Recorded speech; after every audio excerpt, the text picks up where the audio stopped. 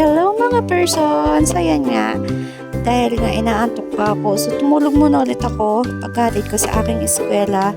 At yan, at ako'y antok na antok nga at yung dalawang batang maliit sa aking tabi ay sobrang ingay. Kaya yan, pumango na ako para maglinis ng bahay. Tingnan niyo naman kung gaano kakalat ang aming loob ng kwarto dahil nga sa pagalis ng aking mga eskwela. So yan, samahan niyo ako guys na maglinis ng bahay. And panoodin nyo to hanggang dulo. So ayan, piting ko lang itong mga unan bago ko linisan yung sahig at tanggalin yung mga kama, mga comforter. Yan, at kinukulit nga ako dyan ng batang maliit na si Daryl. And yan guys, sa pagtitiklop ko nga pala ng comforter niya, isa-isa ko nga siya guys. At ilalagay ko lang sa gilid yung aming kama na yan. Wasak-wasak na nga pala yun guys, aming kama. And pinagtsatsagaan ko lang nga kasi nga napapakinabangan pa. So yan, maglilinis tayo kasi nga tagal kong hindi nag-general cleaning. So mag-general cleaning tayo ng ating bahay. So yan, inayos ko lang itong extension kasi saksakan nito papunta doon sa alagang baboy ng aking bianan. So yan, isinabi ko lang siya dyan para hindi mabot ng aking mga anak. And winalisan ko na nga pala yung sahig guys kasi nga sobrang alikabok. And kita nyo naman kung gaano kadami yung dumi na nakuha ko dyan, yung mga kalat ng mga anak ko. At syempre yung mga labahin na uniform. And yan, natapos ko nga yung kwarto namin. And ito namang kwarto ng aking dalawang dalaga, ang aking dilinisin. And yan, tinipi ko lang at pinagpagan yung kanilang kama.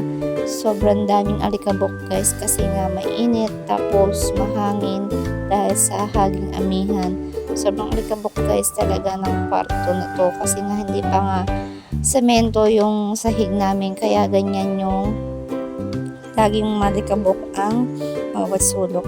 So yan, ang gulo-gulo ng gamit nila at lalo na yung mga damitan nila kaya i-arrange natin yan ng maayos para naman pagdating nila galing school is hindi naman sobrang kalat and naku, baka matuwa pa yung mga yan, charot. So yan, niligpit ko nga lang, inayos ko nga lang, inarrange ko nga lang itong mga nakahanger. And pagpasensyahan nyo na nga pala guys yung pagtataas ko ng pajama and talagang bumababa na. And yan, ayusin ko lang tong mga damit nila na nakabunton dito. So yan, mga tikluping nga pala yan guys. Pagkakaayos ko yan ay guguluhin uli nila. So yun, kaya nga yun yung purpose, pagkakaayos mo is guguluhin. So yun guys, samahan nyo ako maglinis and hindi mo na ako magbo-voice over kasi nga medyo maingay dito sa amin.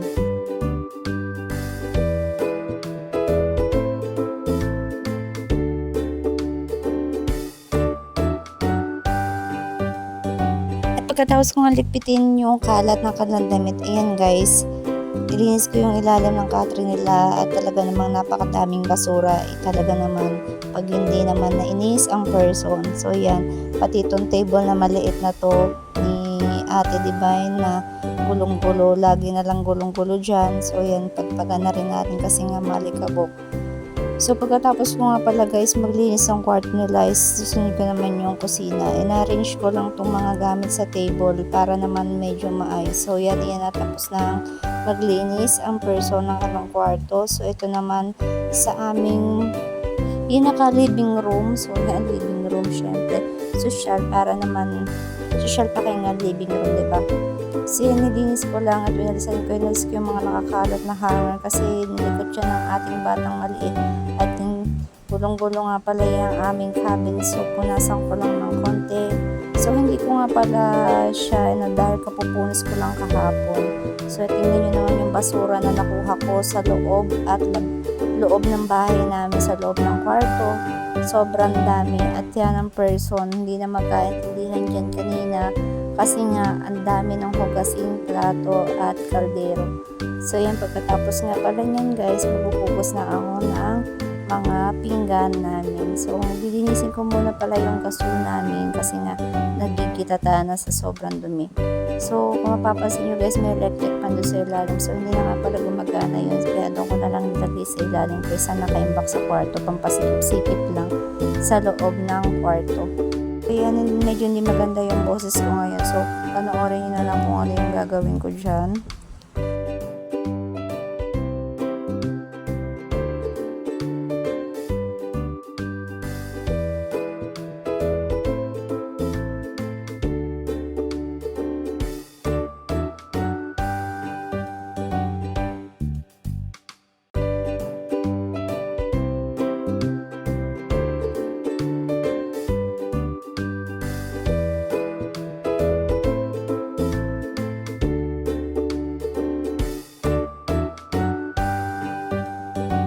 So yan, malinis na sa aming living room at sa aming kusina. So sisimulan ko naman maghugas nitong plato.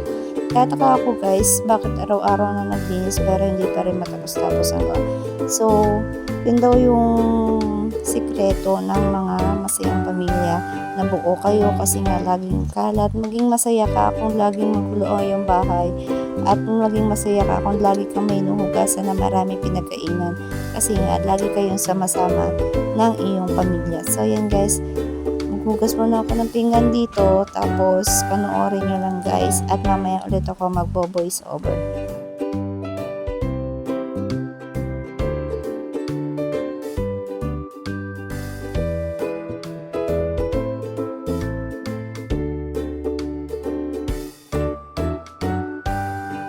So, pagkatapos naman ng plato, sinunod ko na itong mga kawali. At syempre, yung ng gasol namin para medyo malinis na rin. So, yan. Ano ba namang hindi kakapal yung kamay natin at magkakaroon ng kalyo dahil nga sa kakikis-kis nitong makakapal at may itim na kaldero.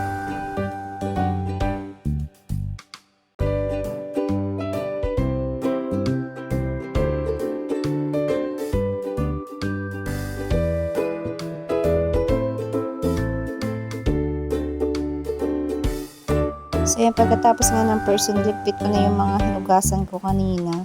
Pinatas ko na siya sa aming platuhan. So, papasensya nyo na guys, medyo magulo yung kusina namin at hindi pa masyadong organized. So, yan, tapos na ako maglinis ng bahay at malinis na yung kusina, yung salas, yung dalawang kwarto at yung batang maliit. So, maglilinis lang ako ng katawan. Hindi na nga pala ko guys naligo dyan and nag-half lang ako.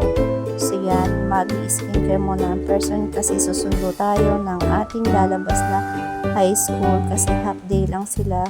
So yan, nag-skincare nga lang muna ako bago ako pumunta sa school. So, naglagay ako ng sunscreen, nag-toner muna ako bago ako nag-sunscreen. Tapos nagsuklay ako ng aking buko. And next is magpapabango ako and magli-lipstick lang ako ng konti. Tapos, yan na, gogora na ang person.